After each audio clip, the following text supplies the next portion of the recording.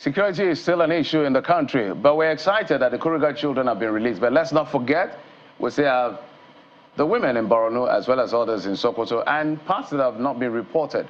We also had the story on the top stories that we discussed today that the Binance executive has escaped. All of this forms what makes our security architecture, which is what we'll be talking about in this very first segment of the program. We've been joined from our Abuja studio by a retired principal staff officer of the Department of State Services and Security and Intelligence experts, Mr. Dr. Sheyi Adetayo. Dr. Adetayo, thank you so much for coming on the program. Good morning. So I'm smiling because when you get some stories, it's just funny, but you're the expert. Maybe you can provide perspective. How did Nadeem Anjarwalla escape lawful custody? What could have happened from your perspective? Well, number one, to start with, it's a big embarrassment, and this is one escape too many, and it is one that we should not allow to happen again. We are yet to get the full brief of what happened, but it is not something that is difficult for me to conclude.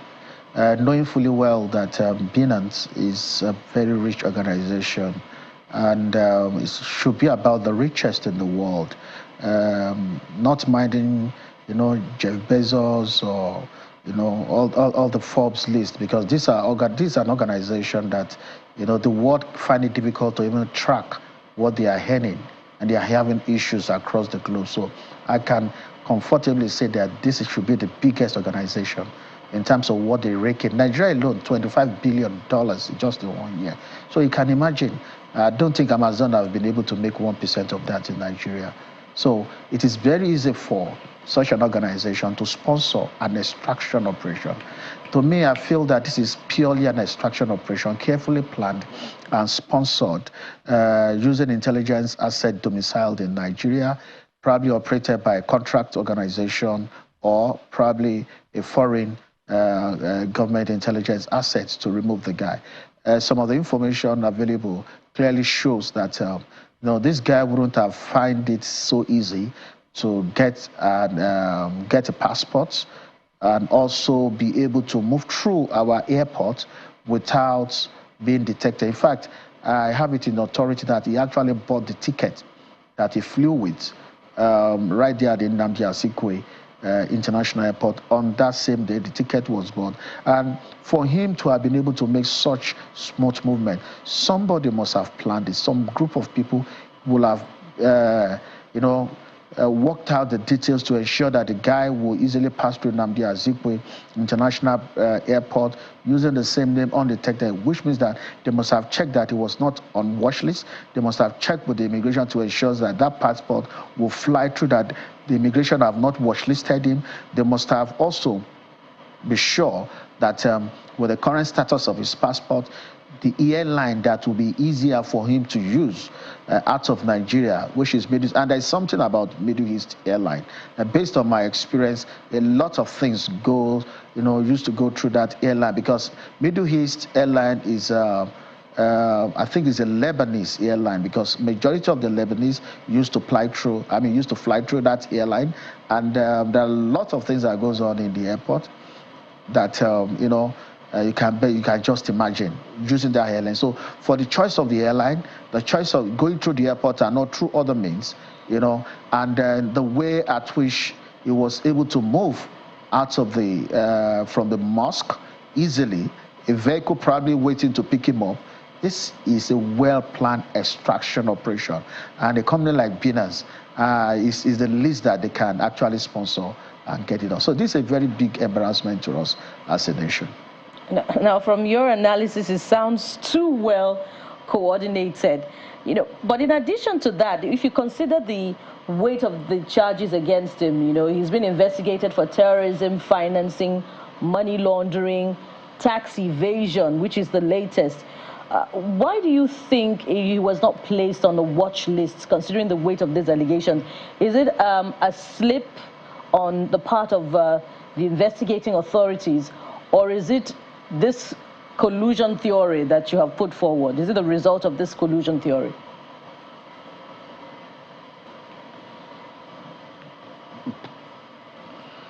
Mr. Adetayo, did you hear me? Yeah, I think this is one question that the answer, Office of the NSA, needs to answer. I find it very hard, to believe that the Office of the NSA will keep the suspect in its custody and not, transferring the suspect to agencies like EFCC or DSS to manage, and then also watchlisting the suspects immediately, because considering the huge and the enormity of accusations against them, and seeing the difficulty in getting organization like Binance, because what you are asking Binance to do is very, very big. And the moment Binance provide those information, that means they are breaking away from what they have assured their customers. And that's going to be a very big hit on the organization. They are going to lose credibility, they are going to lose customers, they are going to lose revenue. So when you are dealing with such, I expect more tact from the Office of the NSA in this regard. And like others have said, that this is not a call for the Office of the NSA. The office is bigger than this kind of operation. It serves a purpose that is bigger than it can provide all the support, give all the backings, give all the directive, but not to personally handle an operation like this. When you have agencies that you as Office of the NSA, you supervise an organization that the agency is supervising, and then you cannot transfer such to them. And this not only to the Office of the NSA, it's something that we need to actually look into. That is the credibility, the proficiency in our security agencies. And I think it is actually going down in terms of employees' proficiency, the qualities, the quality of personnel that we are having in the agency.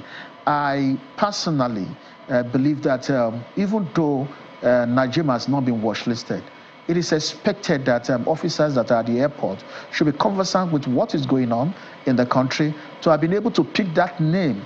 You see, this is not rocket science, and I'm not saying something that I've not done before. Some years ago, government have listed some people as people that are having questions to answer, and I was on duty when one of those people, was to fly through the airport using private jet, and I saw the name, and I know by my training, moment government is having issue with this person, and this among the people government is having issues with, I intercepted the passport. I called my boss. I said, this person is about to travel. His name was mentioned yesterday among those people that government is interested, and a call was made to Abuja, and the person was he was prevented. An arrest was made immediately, and none of those people involved were able to get out of the country. You don't actually, if you are well trained and you are doing your job very well, you're supposed to be conversant with what is going on in the country. The moment you see a name that government is actually working on, and the name appears on your system, or it doesn't appear, the name appear before you, you are supposed to hold the passport and make a call. We've seen this happening in other countries. It's not necessarily when something is being given to you. So we need to say in the last 10 years, the qualities of personnel that we're recruiting into our agencies leaves a lot to be desired. Lots of people have found their ways into the agencies. I'm not being specific about one now. All the agencies, lots of people coming from politicians that even the politicians don't even know, but they force this head of agencies to take them. Lots of people found criminals, finding their ways into these agencies, those that are having, criminal backgrounds and the rest, those that are into scam and the rest. That's why we see, soldiers on valid leave engaging in kidnapping, policemen that the moment IGP gives an order, they will violate the order right there. They don't even, take IGP's order seriously. And so for other agencies, this is happening, and it's a call for us to actually look into this. Those people that are responsible in keeping this guy, right? What gave them the confidence to take a man kept in their custody out of the facility. If by the SOP, such directive, such action cannot be taken without express order from the top. It is not even in the place of the leader of the team of that safe house. It is something that has to be given right from above. So for them to have that temerity, that audacity to take somebody out of a safe house, to go and pray in the mosque, for crying out loud, if it's in the hospital, if he didn't pray in the mosque, will he die? If he's in the prison and he couldn't go out into the mosque, will he die? So that speaks volume. That speaks a lot into the quality of our personnel in the security agency. It's not just about government spending money, government investing, buying equipment, building houses, increasing salary. We also need to look at the people we are recruiting. It starts from recruitment. Well, let me come in here. The quality of training that we're giving to them now. Those who are responsible for training them now. Right. And then our post-training, how do we enforce internal control in terms of how we manage these people? Big questions you have raised, and I imagine that a lot of Nigerians are nodding their heads saying, yes, the same question on my mind. It looks like this was lifted off the playbook of what happened in 2019 with the chairman CEO then of Nissan, Renault, Carlos Ghosn. You recall that he escaped from Japan in a box, and he was said to have had a spare passport. In this case, the Binance executive was said to have had a smuggled passport, and the destination for both of them appears to be Lebanon, incidentally, and it just looks like they were copied literally. But I'd like you to speak to this. Who is most likely to escape from custody?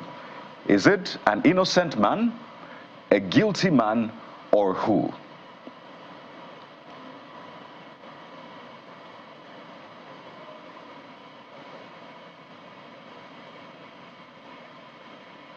No one should be able to escape custody of a diligent security agency. And let me tell you, with the quality of personnel that we're having, even I can comfortably organize an extraction with the quality of the people that we're seeing. See, two things will easily give Nigerian security agencies out. Number one, money. Number two, religion.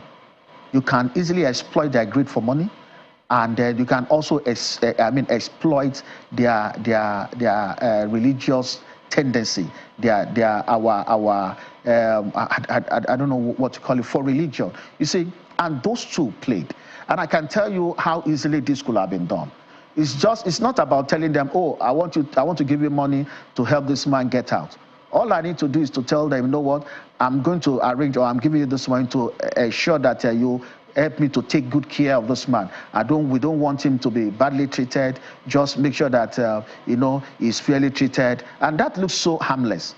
But an IO, an intelligence officer, will know that will go a long way in, first of all, buying their hand. And the moment you're able to induce them for giving a soft landing for the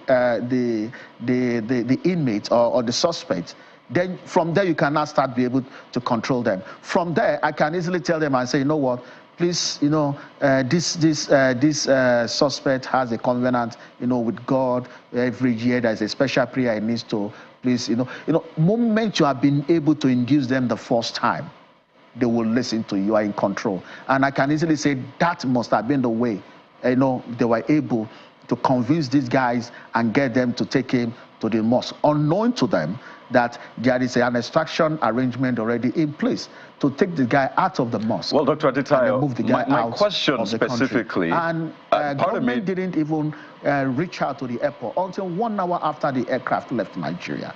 You can see how bad and how carefully managed that extraction was done. Let me just reiterate my question. It is this: from your experience, who is most likely to want to escape from custody? Is it someone who is guilty of the offense being leveled against him, or in this case, the organization? Is it someone who is innocent, or who exactly is most likely to escape?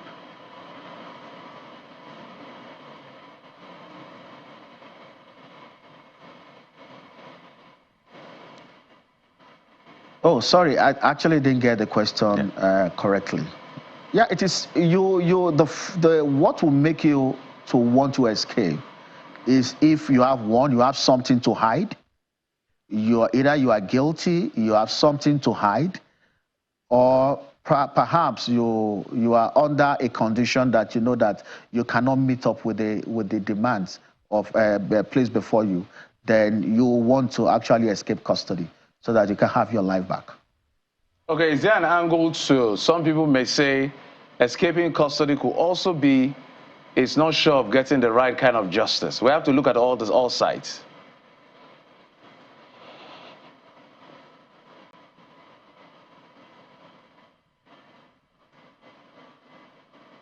Did you get my question? Well, justice here is relative. There have been allegations, and this is an organization that has presence in the United States, and then you know that you always have avenue for redress. We've seen a case of where is it PID or so that took Nigeria to British courts. So if Binance feels that they can't get the right kind of justice here in Nigeria, they can as well sue Nigeria outside, the Nigerian government outside Nigeria, to seek redress using all available means. You see, all the platform for them to seek redress in case of injustice, they are all there, and all this was not and it's just the beginning of the whole. This is just a day after the case was filed in the court, and they've not even made they are yet to make representation as at the time that the incident happened. So it's all written, it's all written, but we'll still have to wait to see what will happen in next week. Coming days to see response from Binance and how the world, countries and foreign countries that has large, strong presence of Binance are also going to respond, because if they can do this in Nigeria, it means that they can also do the same thing in the United States, in Britain, and in other countries where they are also operating. It's most importantly Nigeria and Asia. So let's shift gears now to the issue of the Kuriga children. I just needed that response as quickly as possible. We are grateful that the children are back, but two things are of concern. In fact, multiple things are of concern. I want you to speak to probably all of them. Questions about what now happens if you could get the children. What about the bandit? It may look like a naive question, but it's a necessary question. The issue of government insisting they did not pay ransom. These are armed bandits. How did government, why were they able to pull off such? Is it an extraction now, or a release, or a rescue? I don't even know the term to use, without necessarily paying ransom. It looks like something is not panning out right. So our government is just trying to keep the supremacy of the country as much as possible.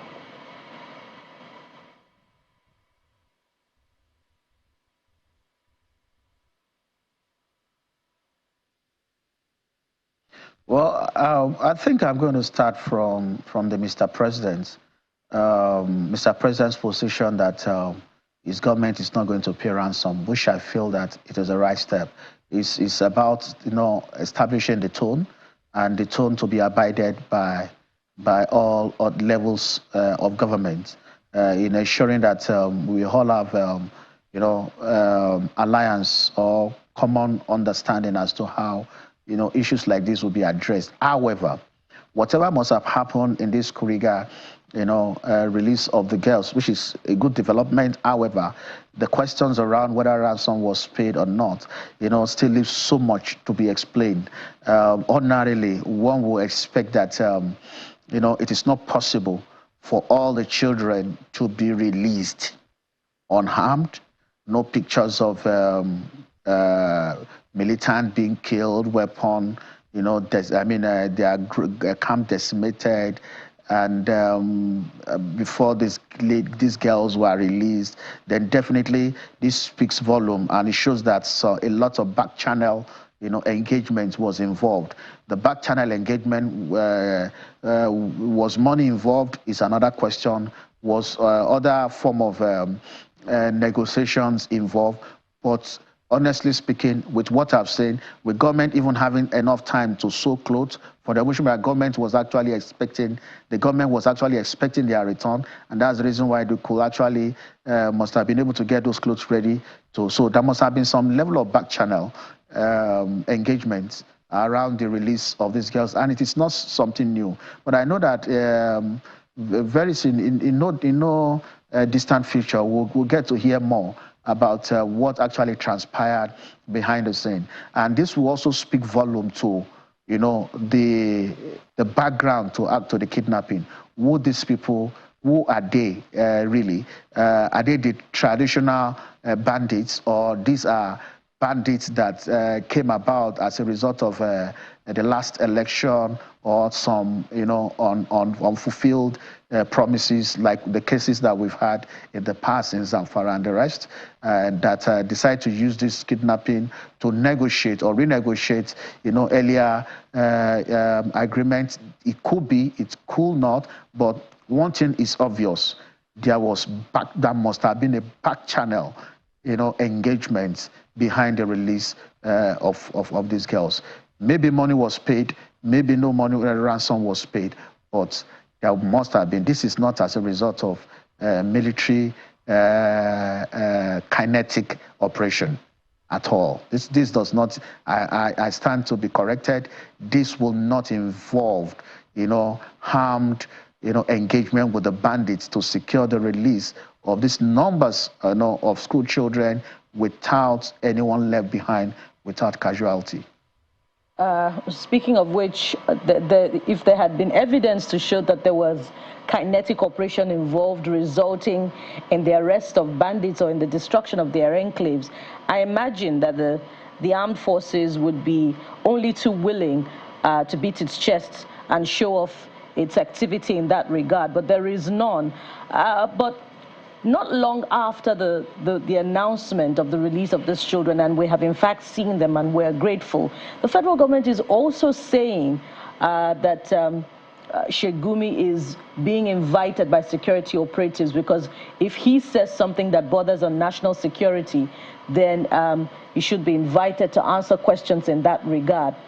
What are your thoughts on this invitation, set against the backdrop of comments that he had earlier made, that he would be willing to negotiate on behalf of the federal government with the bandits? And how should this be treated? Because we have seen him very active in this space in the last couple of years.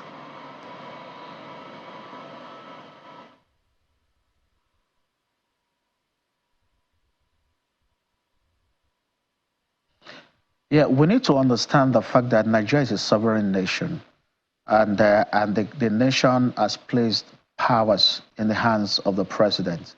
And we all agree that whoever is sworn in as a president is our president, and he has all the powers because we have given it to him.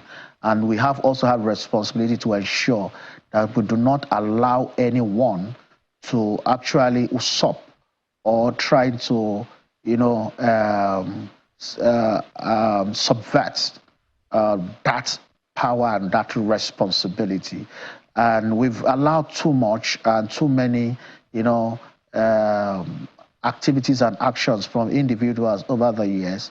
And if we don't start to, you know, ask those people, you know, to begin to start explaining, you know, why, and then also bring about some level of caution, then we'll go to a point where it's going to be free for all. Everybody will be free to do as they pleases, or to act as they pleases. So asking him, inviting him is a good, you know, right. It's a right action for him to come, you know, and answer some questions. And this will send the right signals to others who want to be, you know, motivated, you know, by what the cleric has been doing, to also want to, you know, start, you know, saying things. We know recently we had somebody threatening the first lady of this country, because, you know, some people feel that they can just say things without actually considering, you know, what the law says about you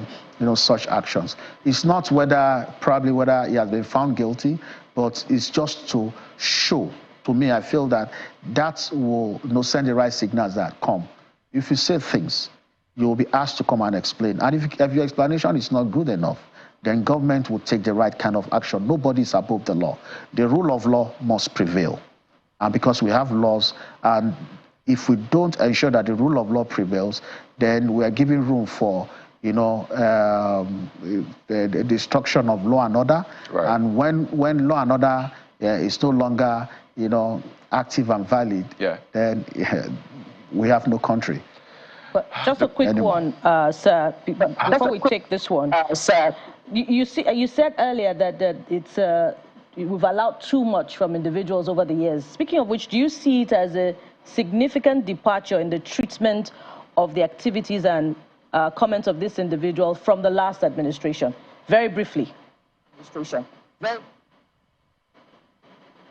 And honestly speaking, I've been very, impressed so far. And I wish I'm also expecting the security agencies to take the cue that you have a president that is ready, to step on toes.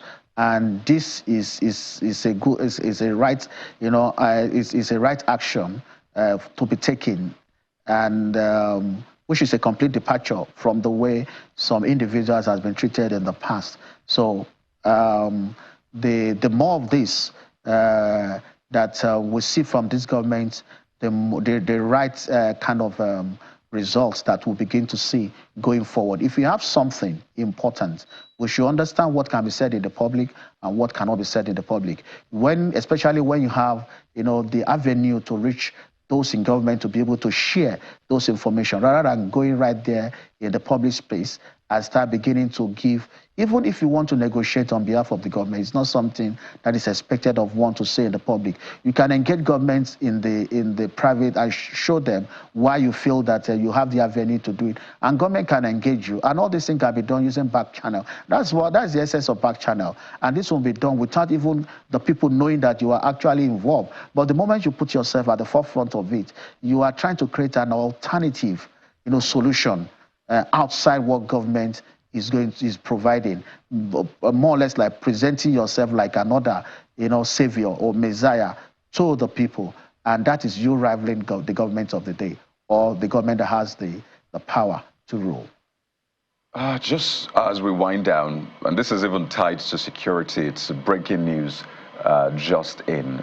We understand that the kidnapped Edo PDP chairman, Anthony Ezegbemi, has regained freedom and is back with his family. A special advisor media project to the Edo State Governor, Crusoe Sage, confirmed this to us in a telephone conversation. He says that the state government will be issuing a statement later on the details of Mr. Ezegbemi's release from captivity. So breaking news just in, the kidnapped Edo PDP chairman, Mr. Anthony Ezegbemi, has regained freedom. He was abducted on Friday, that's March the 15th, close to his house along country home in Benin City, the state capital.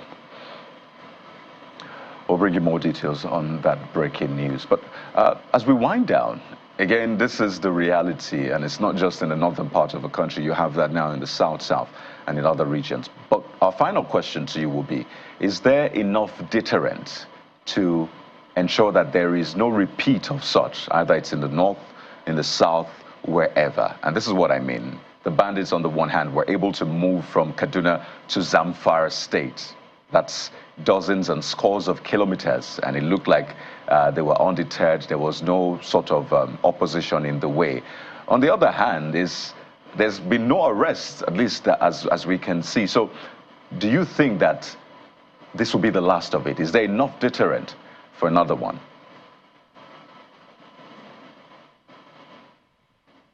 This is not, I don't think this is going to be the last. I believe we're still going to have more of this. There's nothing on ground as we speak right now that can prevent this.